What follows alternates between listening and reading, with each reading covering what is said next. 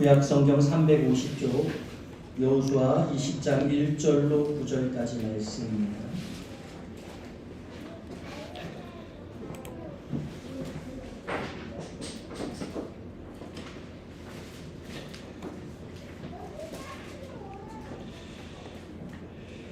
한 절씩 교독하겠습니다. 여호와께서 여호수아에게 말씀하여 이르시되 이스라엘 자손에게 보아여 이르라 내가 무쇠로 너희에게 말하는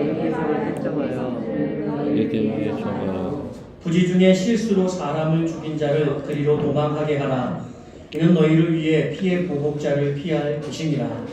이 성읍들 주변에 하나의 그 성읍에 몰아가는 문어기에 서서 그 성읍의 장로들의 귀에 자기의 사건을 말할 것이요 그들은 그를 성읍에 가려 한 곳을 주어 자기들 중에 거주하게 하고 피해 보복자가 그의 뒤를 따라온다 할지라도 그들은 그 살인자를 그의 손에 내주지 말지니 이는 본래 미워함이 없이 부지 중에 그의 이웃을 죽였음이라.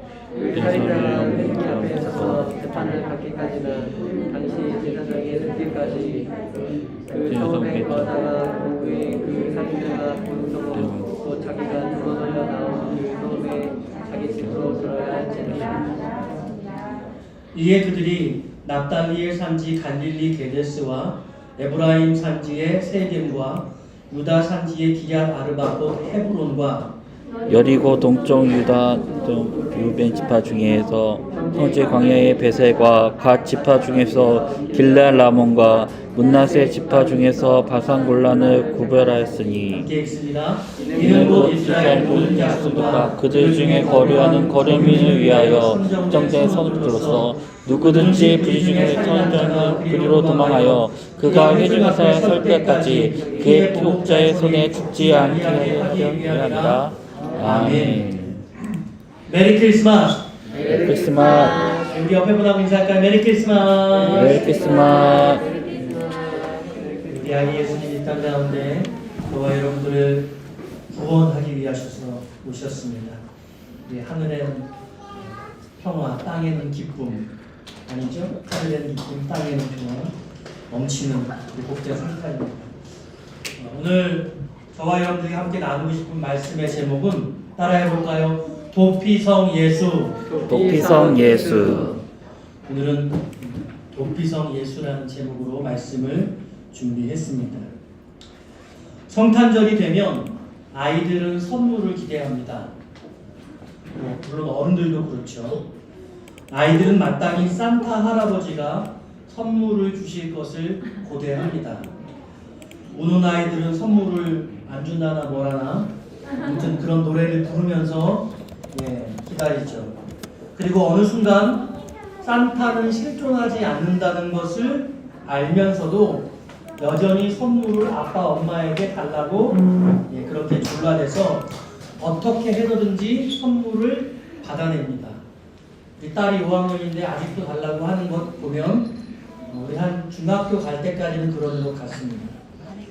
부모도 크리스마스에 선물 하나 주는 것이 뭐 그리 나쁘지는 않아서 못 이기는 척 아이들의 소원을 들어줍니다. 이렇게 외국 영화 보면, 미국 영화 보면 가족들이 다 성탄절에 선물 하나씩 나누잖아요. 혹시 그런 거 하시는 가족 있으세요? 우리는 성탄절 되면 이렇게 소나무 트리 해놓고 그 밑에다가 선물 다 준비해놨다가 아기 예수님 탄생하는 크리스날 아니면 그 이브날 이렇게 선물 이렇게 개봉해고 그런 거 하세요?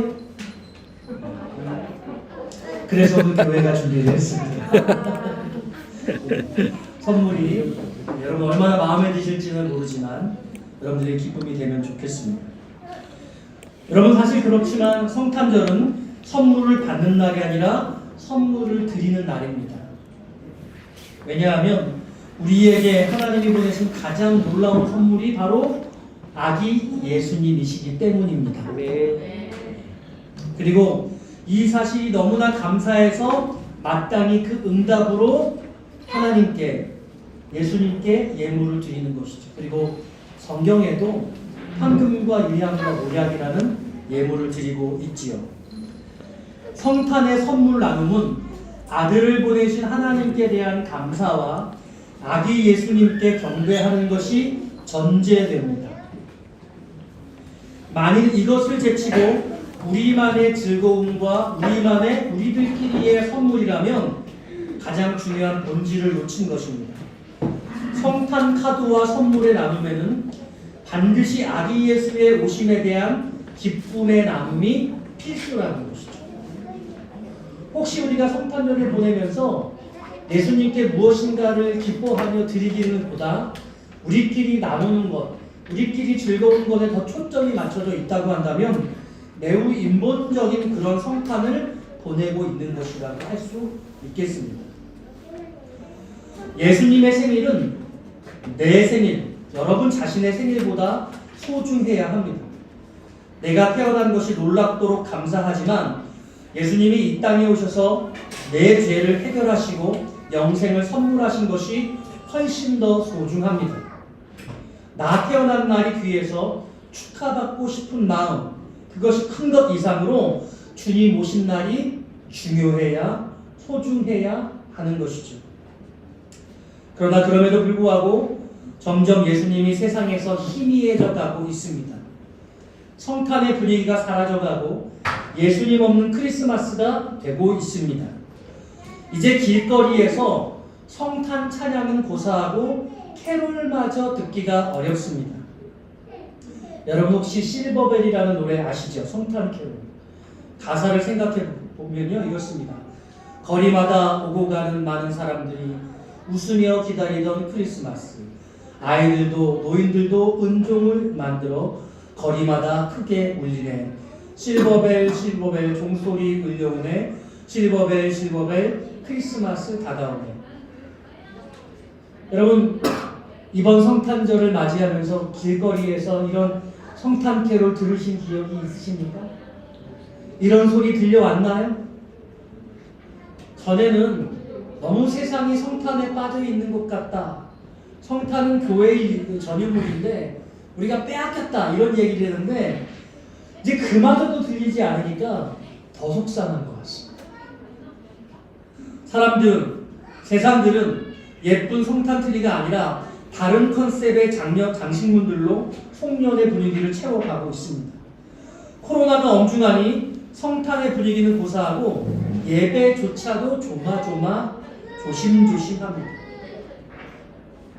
저는 오늘 그럼에도 불구하고 어떤 방식으로든지 성탄의 기쁨과 감격을 여러분들끼리 드러내시기를 부탁드리고 싶습니다. 하늘엔 평화, 땅에는 기쁨, 우리 안에 벅차오르는 예수님의 탄생의 기쁨을 우리가 회복해내야 할 줄로 믿습니다. 힘주어 성탄을 노래하고 온 마음으로 아기 예수의 탄생을 기뻐하며 험한 코로나 세상에서 오직 예수로 기뻐하는 놀라운 성탄이 되기를 바랍니다.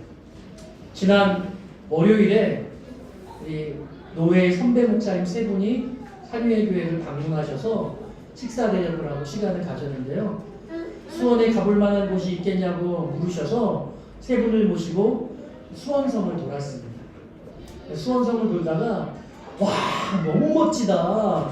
찬양하자 수원성과 같은 노래 뭐 이러면서 거기서 우리 거룩한 성 이 찬양을 한 20번 30분 부른 것 같아요. 여러분 단톡방에 동영상 하나 올려드렸잖아요.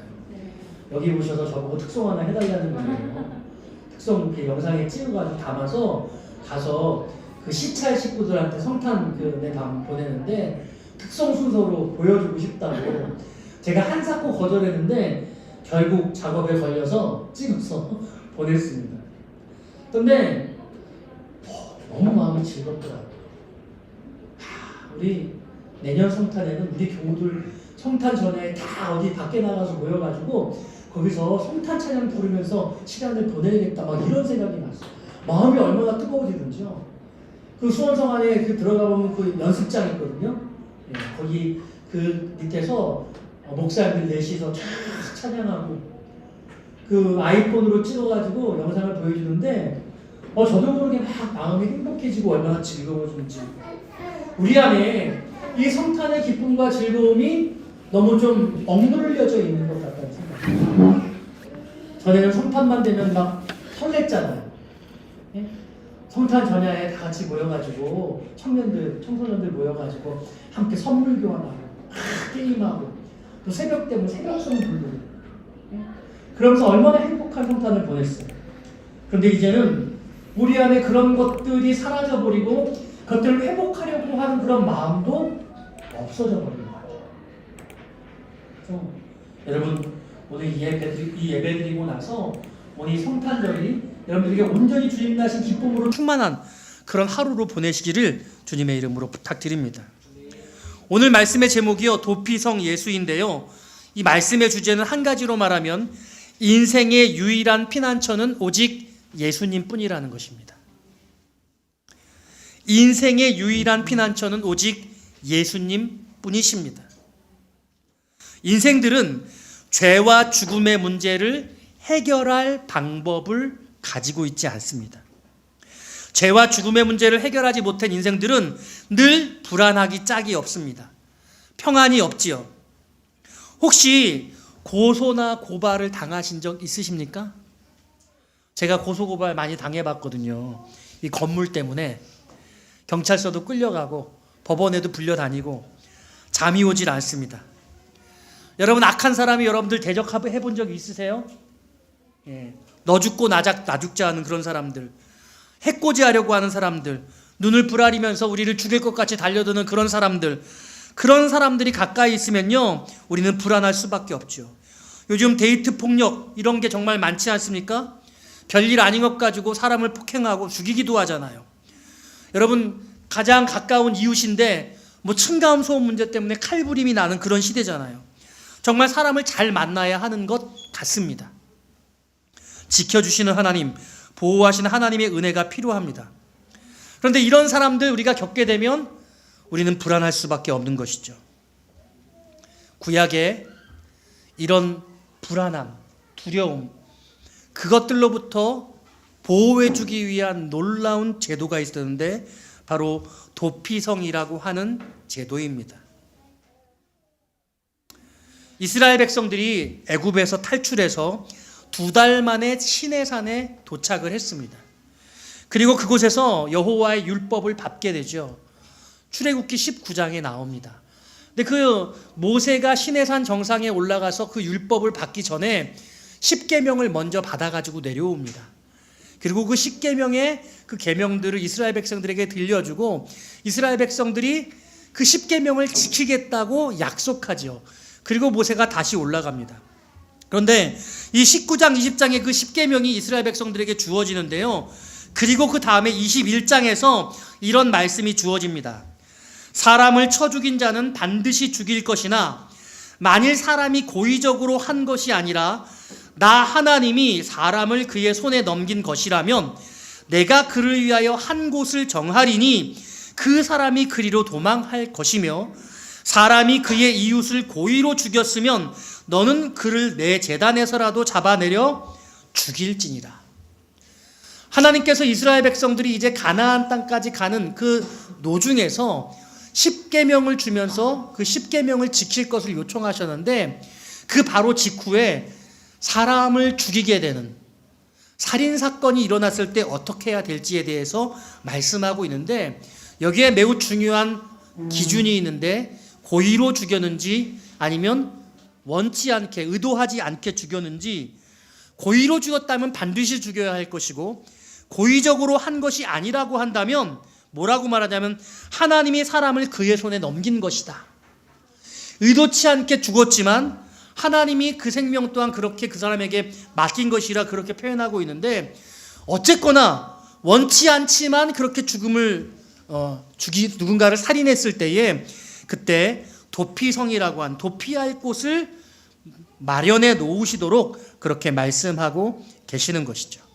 그래서 가나안 땅에 들어가기까지 이렇게 선포한 말씀이 이스라엘 백성들에게 적용을 해줬습니다. 그런데 가나안 땅에 들어가서 이스라엘 백성들이 그 모든 정복 전쟁을 다 마무리하고 그리고 오늘 여호수아 20장에 이르러서 여호수아가 그 정복 전쟁을 다 끝낸 후에 다시 이 말씀이 주어지고 있는 것이죠. 6개의 도피성을 정했습니다. 그리고 누구든지 부지 중에 우연히 원하지 않는 방법으로 사람을 죽이게 되었을 때 이곳으로 도피할 수 있도록 만들어 놓은 곳이죠. 오늘 여러분들이 읽으신 본문의 말씀 7절과 8절에 6군데가 등장하고 있는데 3군데는 요단강의 동편 쪽에 있고 3군데는 요단강 서편 가나안 땅의 지경에 있습니다. 지역을 안배해서 보면은요, 위 가운데 아래, 위 가운데 아래, 그래서 6곳이 골고루 싹 분포되어 있어요. 누구든지 24시간이면 24시간 안에 그 도피성에 당도할 수 있을 만한 거리에 6개의 성읍을 만들어 놓았습니다. 레위인의 성읍을 48개를 지정했는데 그 48개 중에 6개를 도피성으로 지정을 한 것이죠. 소개를 하면은요, 납달리 영내에 있는 게데스라고 했습니다. 이는 성결의 성이라는 뜻입니다. 에브라임 영내에 있는 세겜이라고 하는 성읍이었습니다. 힘이라고 하는 뜻이죠. 거룩함을 입은 자는 새 힘을 얻게 된다는 그런 의미입니다. 유다 영내에 있는 헤브론이라고 하는 성읍입니다. 교통이라고 하는 뜻입니다. 하나님과의 영적인 교제를 이룬다는 의미죠. 르우벤 영내에 있는 베셀이라는 성읍이었습니다. 안전이라고 하는 뜻입니다. 그곳에 들어가면 안전할 수 있다는 것입니다. 갓지파의 영내에 있는 길르앗이라고 하는 성읍이었습니다. 높은 봉우리라는 뜻입니다. 실제로 6개의 도피성은 다 높은 곳에 위치해 있었습니다. 6번째로 므낫스의 영내에 있는 골란이라고 하는 성읍이었습니다. 행복이라는 뜻입니다. 자, 여러분, 우리가 상식적으로 생각해 볼 때 사람을 죽여서 그 살인한 죄로 말미암아 피할 곳을 두었다는 것이 어쩌면 의아하다라고 여러분 생각하실지도 모르겠습니다. 더더욱이 이 성읍들이 높은 지역에 있었고요. 그리고 누구나 다 그것을 바라봐서 찾아가기 쉽게 만들었는데 성읍의 이름이 힘이라거나 교통, 안전, 높은 봉우리, 행복이라고 하는 매우 긍정적이고 좋은 뜻, 의미를 가지고 있다라는 것이죠. 이 6개의 도피성은요, 몇 가지 특징이 있는데요. 첫 번째로 누구에게나 개방되어 있었다는 것이죠. 민수기 35장 15절에 보면 이 6성읍은 이스라엘 자손과 타국인과 이스라엘 중에 거류하는 자의 도피성이 되리니 부지 중에 살인한 모든 자가 그리로 도피할 수 있으리라 했어요. 이스라엘 백성들은 물론 이방인들도 그 도피성으로 피할 수 있었다라고 기록하고 있습니다. 두 번째로 찾아가기 아주 편리한 곳에 위치해 있었던 것이죠. 그래서 여러분 보시면요, 그 전승에 의하면 길이 넓게 닦여져 있었어요. 그 폭이 14m 정도 됐다고요. 제가 대충 재보니까 왕복해서 한 4차로 정도 되는 것 같아요. 넓은, 차도 다닐 수 있을 만한 그런 넓은 길이었던 것이죠. 누구든지 그 도피성을 가기를 원하면 쉽게 찾고 갈 수 있게 했다는 것이죠. 또한 군데군데 미클라트라고 하는 표식이 되어 있습니다. 이 미클라트는요, 받아들이는 도시라는 뜻입니다.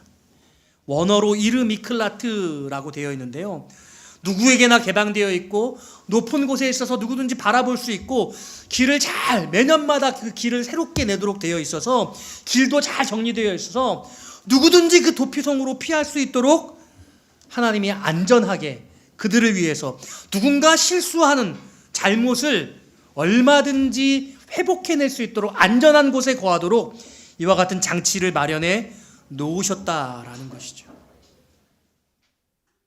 바로 이 도피성이 이 땅에 오신 우리 아기 예수, 십자가에 우리의 모든 죄의 문제를 해결해 주신 예수님을 바라보고 있다는 사실이 여러분 분명히 여러분이 이해되셔야 될 부분이에요. 저는 오늘 이 도피성을 통해서 여러분들에게 3가지 교훈을 함께 나누려고 하는데요. 특별히 오늘 본문의 말씀 속에서 왜 도피성이 예수를 뜻하는가 할 때 아주 중요한 놀라운 진리들이 그 안에 있다라는 것이죠. 자, 오늘 본문의 말씀 가운데 3절 말씀을 같이 한번 읽어보기 원합니다. 3절입니다. 시작.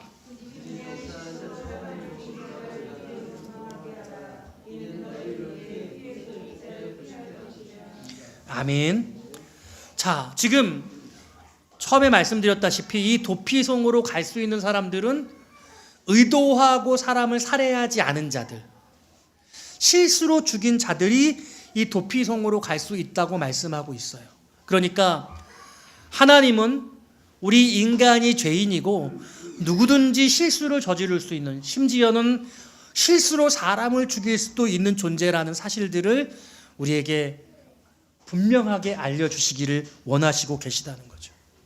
그래서 인간이 갖고 있는 그 모든 연약함, 죄인으로 살 수밖에 없는 그런 연약한 인생들이 누구든지 주님께로 피하면 주님이 우리의 도피처가 되고 피난처가 돼서 그 주님 안에서 참된 안전함을 누릴 수 있다는 것을 알려주고 계시다는 거예요.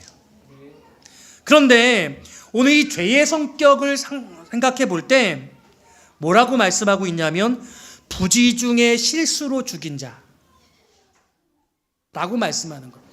이 도피성에 들어갈 때요, 이 살인을 한 자들은요, 도피성에 어떻게 들어가냐면 도피성에 가면 도피성의 그 문 앞에 장로들이 있습니다. 그리고 장로들에게 내가 어떻게 사람을 죽였는지에 대해서 이야기할 수 있었죠. 그래서 오늘 두 번째 배울 수 있는 것이 무엇이냐면 죄의 고백이라는 거예요. 4절 말씀을 같이 한번 읽어볼까요? 4절입니다. 시작.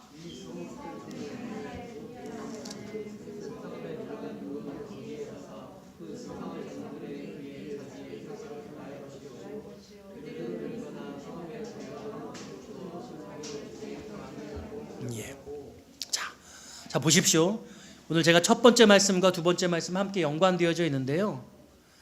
하나님께서 도피성으로 들어가게 하는 중요한 기준을 그 살인의 의도성에 대해 두고 있어요. 기준이 의도성이에요. 죽이고자 했는지 아니면 죽이고자 의도하지 않았는지, 우연치 않게 실수로 죽게 된 것인지 고의로 죽인 것인지, 죽일 마음을 갖고 죽인 것인지 아니면 죽일 마음이 전혀 없었는데 그렇게 된 것인지. 그 샘플로 들고 있는 게 도끼자루예요. 나무를 하다가 도끼자루에 머리가 빠져가지고 옆에 있는 사람이 그 도끼날에 맞아서 죽음을 당하게 됐을 때 그는 그 사람을 죽일 만한 그런 마음의 계획이 전혀 없었던 것이죠. 그런 사람들은 이 도피성에 들어갈 수 있다고 그렇게 성경이 말씀하고 있는 거예요. 여러분, 이 도피성이라는 것이 예수를 상징하고 있을 때, 예수님께서 십자가에 죽으셔서 우리의 모든 죄를 다 용서하신다고 할 때 용납될 수 있는 죄의 기준이 무엇이냐라고 할 때 의도성이 매우 중요하다고 말씀하고 계신다는 거예요. 우리가 예수께 모든 잘못을 다 고백하면 모든 문제, 죄의 문제들은 예수 그리스도 안에서 다 해결될 수 있다 라고 그렇게 우리가 볼 때에, 그럼 우리가 의도하고 저지른 잘못, 우리가 어떤 것을 계획해서 죄를 지은 것, 그것도 주님 앞에 용서받을 수 있느냐? 오늘 이 구약의 도피성의 성격을 바라볼 때 이 부분에 대해서는 매우 고민스러운 부분이라는 거죠. 생각해 보게 된다는 것이죠. 만일 이 도피성이 예수 그리스도를 상징하고 있다고 한다면, 구약의 이 도피성대로라고 한다면 그것들은 받아들여지지 않을, 용서될 수 없는 문제라고 할 수 있다는 거예요. 그리고 그 죄의 진정성을 이 도피성의 앞에서 장로들에게 다 고백했어야 돼요. 내가 어찌어찌해서 사람을 죽이게 되었는지, 내가 이 도피성에 들어갈 수 있는지 들어갈 수 없는지를 그 장로들에게 다 고백하고 그 장로들이 그 이야기를 듣고 판단하게 되는 거죠. 이 사람은 의도하지 않고 사람을 죽이게 되었으므로 이 도피성 안에 들어가서 피해 보복자들이 이 사람을 죽이지 않도록 보호해 준다. 아니다, 이 사람은 의도하지 않고 죽인 것이 아니라 의도성을 가지고 죽였다 라고 판단해서 그 사람을 돌려보내는 거예요. 이 도피성에 들어가지 못하도록 하는 거죠. 그럼 그 사람은 피해 보복자가 나서서 그를 죽일 수 있게 되어지는 상황이 되는 것입니다. 그러니까요, 이 장로들의 매우 귀중한 역할은 어떤 것이냐면, 이 사람이 진실을 말하는가 거짓을 말하는가, 이 사람의 살인에 의도성이 있는가 의도성이 없는가, 이 부분들에 중점을 두고 그의 이야기의 진실성 여부를 판별해야 되는 거죠. 지혜로운 장로가 이 문 어귀에 서서 그가 어떻게 사람을 죽였는지, 그 죄에 의도성이 있는지 의도성이 없는지를 판단한다는 거예요.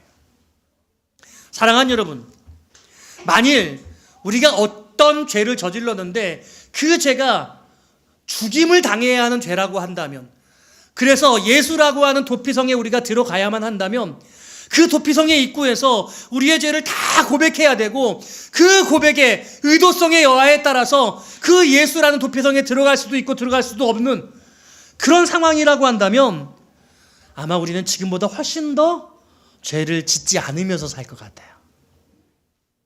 어떻게 생각하세요?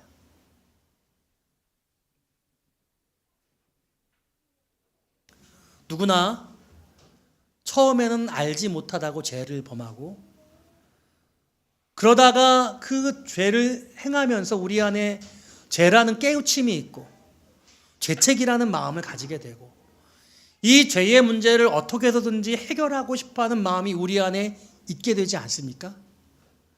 그런데 나이가 들어가면서 점점 죄에 익숙해지고, 그리고 죄에 대해서 둔감해지고, 그리고 죄를 당연하게 생각하면서 그것을 행하게 되고, 더 나아가서 그 죄를 적극적으로 행하고자 하는 그런 죄로 우리가 그렇게 삶을 살아가고 있다고 한다면, 그 사람은 예수라는 도피성에 결코 들어갈 수 없다,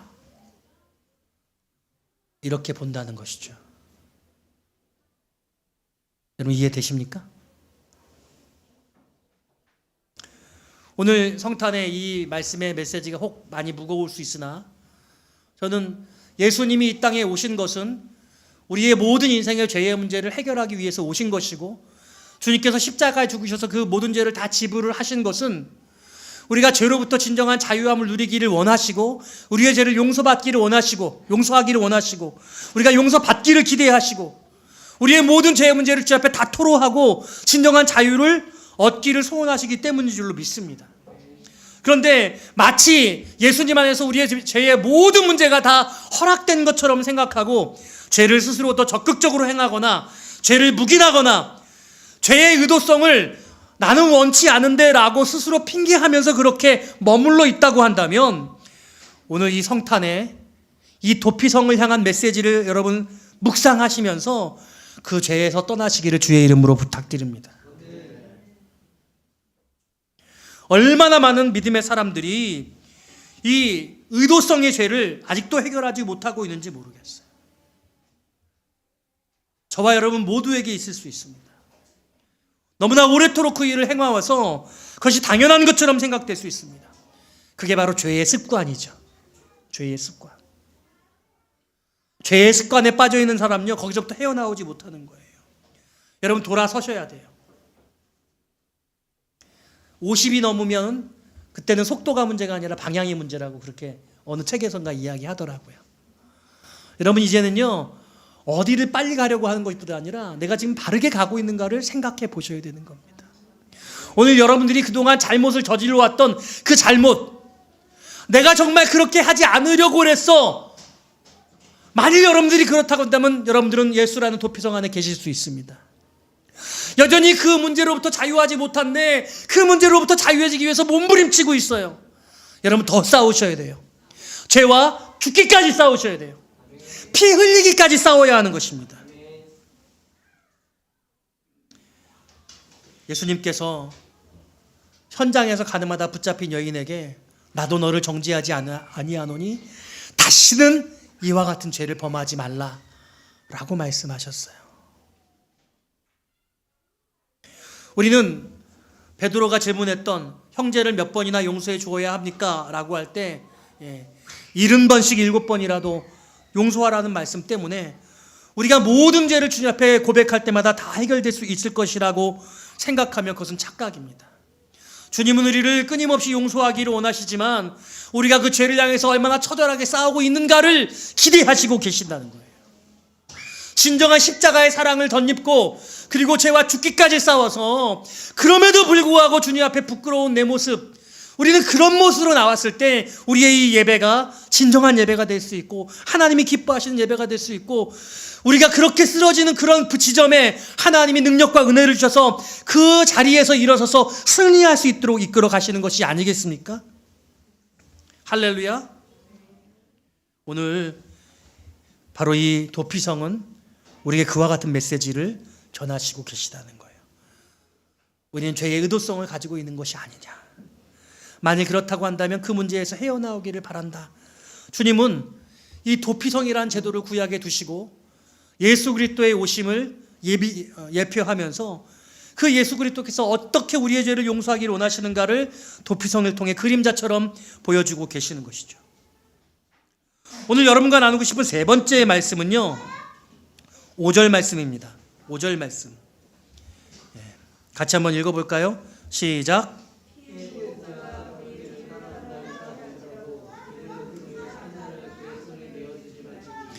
이는 본래 미워함이 없이 부지 중에 그의 이웃을 죽였음이라. 아멘. 자, 따라해 볼까요? 죄인을 용납하고 그를 보호하라. 예. 오늘 이 도피성이라고 하는 예수 그리스도를 통해서 우리에게 가르쳐 주시는 부분은 우리는 모두 다 연약한 모습이고 우리는 서로를 허물을 덮어주고 보호해 줄 수 있는 존재가 되어야 된다라고 말씀하고 계시는 것이죠. 용납과 보호, 매우 중요한 부분이에요. 교회 공동체 안에 들어온다는 것은 어떤 것일까라고 할 때 허물을 덮어주는 자가 되어지는 것입니다. 그래서 여러분 민수기 35장에 보면요, 이렇게 말씀하세요.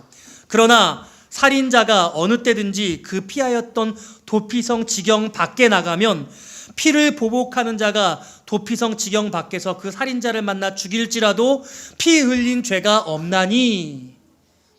그러니까 도피성에 있던 머물던 자가 도피성을 벗어나면 피의 보복자, 가족 중에 그 누군가가 그에 의해서 죽임을 당한 그 사람을 죽여도 무방하다는 거예요. 구약 시대에는 이게 합법화됐어요.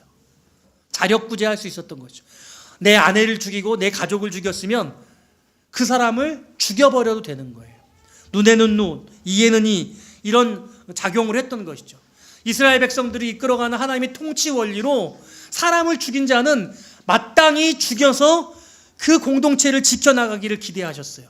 그런데 죽이긴 죽였는데 고의로 죽인 것이 아니라 우연히 죽이게 되었어요. 의도하지 않고 사람을 죽였을 때 바로 이것이 누구나 인간은 죄인이고 죄를 저지를 수 있는, 그것이 어떤 죄이건 간에 그 죄의 가능성이 인간에게 있음을 상징하고 있고, 도피성이라고 하는 제도를 두셔서 누구나 다 그리로 피신할 수 있도록 만들어 두신 것이죠.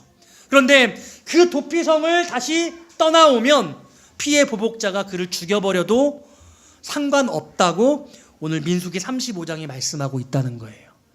이것은 예수를 벗어났을 때 일어나는 일들, 교회 공동체를 벗어났을 때 일어나는 일들에 대해서 말씀하신다고 의미할 수 있습니다. 여러분, 교회 안에 들어오면 교회라는 것은 세상과 달라서 저 사람은 죄인이야, 저 사람은 허물이 많아, 저 사람은 이러이러한 문제를 가지고 있어, 그렇게 지탄하고 그렇게 정죄해서는 안 된다는 거죠. 오늘날의 한국 교회가 어떤 문제를 가지고 있느냐? 너무나 많이 서로를 정죄하고 있어요. 오히려 예수를 믿는 이들끼리 서로 이것이 옳다 저것이 옳다 서로가 서로를 판단하고 규정하고 있다는 것이죠. 여러분, 성경 안에서 서로 다른 이해가 있을 수 있습니다. 교회 공동체 안에서 다른 생각도 있을 수 있어요. 그래서 주님이 뭐라고 말씀하시냐면 눈이 있고 입이 있고 코가 있고 여러 지체들이 있다고 말씀을 하신 것이죠. 우리는 각자 생각이 다르고 각자 그래서 다른 쓰임새로 하나님이 사용하기를 원하시는 것입니다. 그런데 어떻게 눈이 귀에게 너는 왜 보지 못하느냐, 왜 듣지 못하느냐, 귀가 코에게 너는 왜 듣지 못하느냐, 눈에게 왜 너는 보지 못하느냐, 이렇게 말할 수 없다는 거죠. 근데 서로가 서로의 다른 모습을 보면서 서로 정죄하게 되어지면 끝이 없는 것입니다. 오히려 그 연약함을 바라보면서 그의 한계를 인정해주고 그의 허물을 덮어주는 것이죠. 교회 공동체에 들어왔을 때는요, 어떤 모습으로 들어와도 괜찮습니다. 중요한 것은 그가 교회 공동체 안에 들어와서 그때부터 그 죄의 문제를 어떻게 해결해 나가느냐, 그것이 중요한 것이죠. 도피성에 들어온 자는 다시는 살인을 저질러서는 안 됐겠죠. 도피성에 들어온 자들은 모두 죄를 가지고 있는 자들이에요. 모두 다 누군가를 죽였습니다. 그렇기에 그 피난처를 삼아서 그 공동체 안에서, 그 성읍 안에서 서로의 존재를 인정해주면서 함께 생활해 나갔던 것이죠. 바로 교회라는 것은 그런 곳입니다. 우리 안에 서로의 허물을 지적하기 시작하면 끝이 없을 것입니다. 완전한 자가 어디 있어요? 목사는 완전합니까? 장로님은 완전해요? 우리 안에 부족함이 얼마나 많이 있습니까?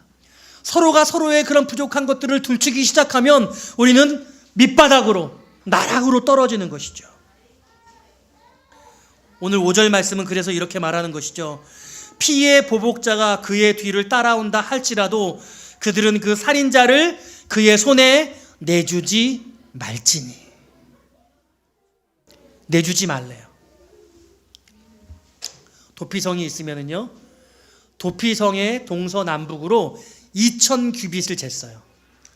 2000규빗이면 한 1km 정도 돼요. 1km. 도피성의 사방의 1km가 도피성의 지경이에요.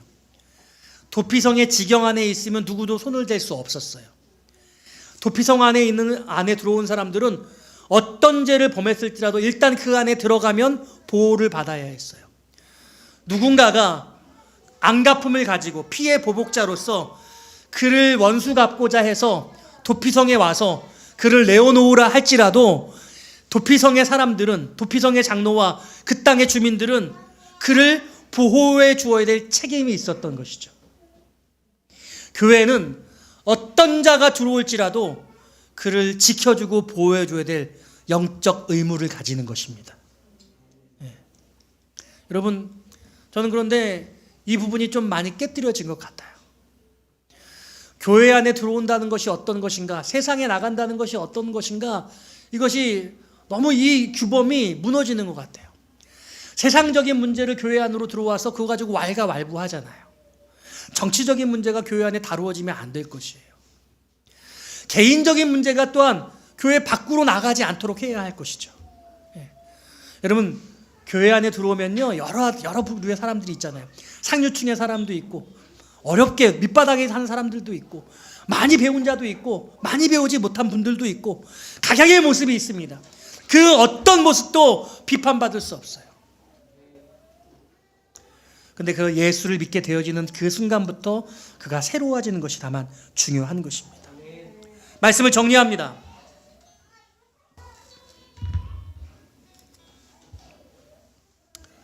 하나님은 택하신 자녀들이 죄로부터 자유한 삶을 살기를 원하십니다. 예수께서 이 땅에 육신으로 오셔서 죄로부터의 평안과 진정한 영적 자유를 선물하십니다. 성탄이 희미해지고 잊혀져 간다는 것은 우리가 점점 분열되고 서로의 죄를 지적질하고 들추고 미워하고 원수 갚는 이와 같은 삶으로 더 깊어진다는 의미일 것입니다.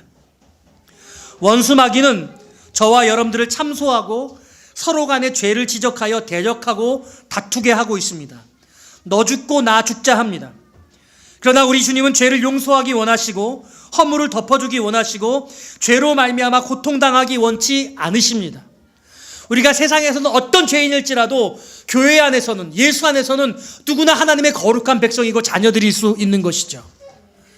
결론적으로 여러분, 이 도피성에 놀라운 제도가 있습니다. 놀라운 제도가 뭐냐면 대제사장이 죽으면 그는 고향으로 갈 수 있었다는 거예요. 도피성 안에서의 자유는 두려움은 없어요. 예수 안에서 진정한 자유를 누려요. 교회 공동체 안에 진정한 은혜를 소유할 수 있습니다. 평안할 수 있어요. 근데 제한적인 평안함이에요. 여전히 죄 가운데 있는 것이죠. 그런데요, 이 도피성에 살고 있다가 대제사장이 죽게 되어지면 이제 고향으로 돌아갈 수 있었어요. 내가 살던 그 집으로, 나의 가족들에게로 다시 돌아갈 수 있었던 거예요. 이게 무엇을 상징합니까? 예수 그리스도의 십자가의 대속을 상징하고 있는 거예요. 할렐루야. 우리 주님 죽으심으로 우리의 모든 죄의 문제를 다 청산하시고 영원한 생명, 진정한 영적인 자유를 이루게 하신 것이죠. 할렐루야. 그러므로 대제사장이 죽었을 때 고향 앞으로 할 수 있는 것처럼 예수 그리스도의 십자가의 죽음을 우리 마음속에 보실 때 우리는 진정한 양심의 자유와 평안은, 죄로부터의 평안을 누릴 수 있는 것이죠. 두려운 삶이 아닌 것이죠. 바로 그 예수 그리스도의 성탄이 오늘 우리에게 있느냐는 것이에요. 이 성탄절에 오늘 제가 도피성의 말씀을 나누는데, 예수님께서 이 땅에 육신의 몸을 입고 아기 예수로 오셔서 우리의 모든 죄의 문제를 해결하시려고 친히 도피성이 되셔서 십자가에 죽으시는 그 길을 향해 나아가지 않으셨습니까? 예수님이 오셨다는 것이 여러분들의 삶 가운데 어떤 의미로 받아들여지느냐? 저는 이 성탄절에 주님이 도피성으로 오셨다는 거예요. 세상은 두려움에 빠져있고 불안에 빠져있고 늘 염려와 근심뿐인데, 예수라는 도피성 안에 있는 자들은 진정한 평안과 자유를 누릴 수 있는 것입니다. 십자가의 대속의 죽음을 마음속에 모신 자들은, 그 그리스도의 그 보혈의 은혜를, 공로를 힘입은 자들은 우리가 비록 죄인으로 살고 있지만 영원한 평화, 영원한 생명을 누릴 수 있게 된 것입니다. 할렐루야. 오늘 이 은혜가 여러분들에게 있기를 바라요. 그래서 여러분 두려워하지 않기를 바랍니다. 여러분의 평안이 있기를 바라요. 예수라는 그 피할 바위, 나의 구원의 산성이신 우리가 그분 안에 거하게 될 때 세상의 모든 두려움, 나를 해칠 것 같은 그런 위기, 그런 근심, 걱정, 이것이 여러분 주님 앞에 아무런 문제가 되어지지 않을 수 있어야 된다는 거예요. 만일 우리가 여전히 그런 근심과 두려움이 있다고 한다면 여러분 이 도피성 안에 들어와 있음에도 어쩌면 주님 앞에 내 문제를 아뢰지 않았을 거예요. 주님 앞에 그 문제를 온전히 다 맡겨드리지 않은 것이에요. 장로들에게 자기의 죄의 문제를 다 토설하고 그 문제의 해결함을 받아야 그 도피성 안으로 들어갈 수 있는데, 어쩌면 아직도 주님 앞에 서성거리고 그 주님이라는 도피성 안으로 들어가지 못한 것일지도 몰라요. 왜 불안합니까? 왜 두려워요? 왜 여전히 여러분 근심 가운데 있습니까? 여러분 세상이 아무리 어려울지라도 그리스도 안에 있는 자들은 진정한 평안과 자유를 누릴 수 있어야 돼요. 믿으십니까? 여러분 안에 있는 근심과 두려움의 문제가 왜 어떤 원인 때문인지 여러분 분명히 오늘 깨달으시기를 바라요. 주님 안에 있는 자들은 어떤 근심과 두려움도 있을 수 없습니다. 너희가 세상에서 환난을 당하나 담대하라, 내가 세상을 이기었노라. 할렐루야. 주님은 우리에게 진정한 평안과 승리를 이미 이루셨다고 선언하신 것이죠. 오늘 이 주님 나신 거룩한 날, 세상에 온갖 부름, 코로나로 말미암아 얼마나 우리가 여러분 어려움이 있습니까? 이 코로나가 전문가들이 적게는 2년, 많게는 3년이 갈 것이라고 이야기를 해요. 2년에서 3년이 간대요. 여러분 2년을 지나왔잖아요. 아직 만 2년이 안 되는데 앞으로도 지나온 이상만큼 우리는 지금 코로나의 한 중앙에 있어요. 모르겠어요. 그들의 그 진단이 틀려서 어쩌면 그게 더 길어질지도 모르겠다는 생각을 해요. 긍정적으로 봐야 그렇다는 거죠. 여러분들 처음에 코로나가 시작할 때는 몇 달이만 끝나기를 바랬잖아요. 한 해 안에, 2020년 한 해 안에 끝나기를 바랬잖아요. 2021년이 다 끝나가는데도 아직도 언제 끝날지 그 끝이 보이지 않잖아요. 이런 가운데 세상 사람들은 다 근심과 불안 가운데 놓여져 있죠.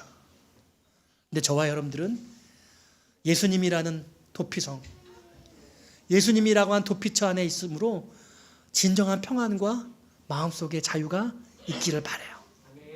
오늘 이 말씀 들은 여러분들에게 이 성탄에 진정한 도피성이신, 도피처이신 그 주님으로 말미암아 평안과 기쁨을 누리시기를 주님의 이름으로 축원드립니다. 우리 함께 찬양하기 원합니다.